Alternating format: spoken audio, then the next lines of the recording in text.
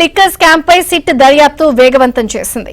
10 రోజుల్లో supplementary chargesheet వేసేందుకు సిద్దమవుతోంది. అటు ఈ కేసులో 12 మంది నిందితులకు ACB court remand పొడిగించింది.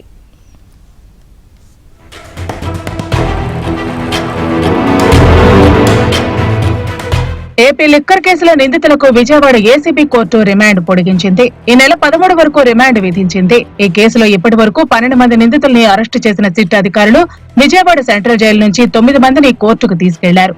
Guntur jail నుంచి 2, రాజమండ్రి జైలు నుంచి వైసీపీ ఎంపీ మిథున్ రెడ్డిని కోర్టులో హాజరుపరిచారు. ఈ క్రమంలో లిక్కర్ స్కామ్ తో తమకు సంబంధం లేదని మిథున్ రెడ్డి, చెవిరెడ్డి, రాజ్ కసిరెడ్డి కోర్టుకు విన్నవించారు.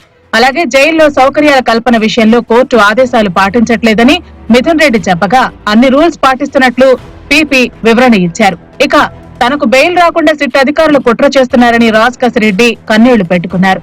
తన వయసు 43 ఏళ్లైతే 45 ఏళ్ల క్రితం నాటి ఆస్తిని కూడా జప్తు చేశారని చెప్పుకొచ్చారు. హైదరాబాద్ లో దొరికిన 11 కోట్లతో తనకు సంబంధం లేదన్నారు. ఆ నోట్లు తనవే అయితే వాటిపై తన వేలిముద్ర ఉండాలని, అలాగే నోట్ల సీరియల్ నంబర్లు కూడా పరిశీలించాలని కోర్టును కోరారు.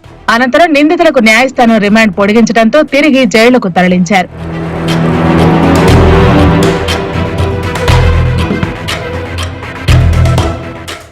మరోవైపు లిక్కర్ స్కామ్ లో సీజ్ చేసిన 11 కోట్లను ఏం చేయాలో తెలపాలంటూ ఏసీబీ కోర్టులో సిట్ మెమో దాఖలు చేసింది. దాంతో ఏసీబీ కోర్టు పేరుతో అకౌంట్ ఓపెన్ చేసి 2 ఏళ్ల కాల పరిమితితో ఫిక్స్డ్ డిపాజిట్ చేయాలని న్యాయాధికారి ఆదేశించారు.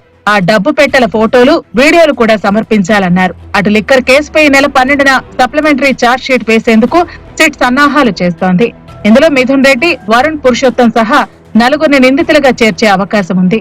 అంతకుముందే దుబాయ్, థాయిలాండ్ లో దాచుకున్న మిగతా నిందితుల్ని కూడా రాష్ట్రానికి రప్పించేందుకు ముమ్మరంగా ప్రయత్నిస్తోంది.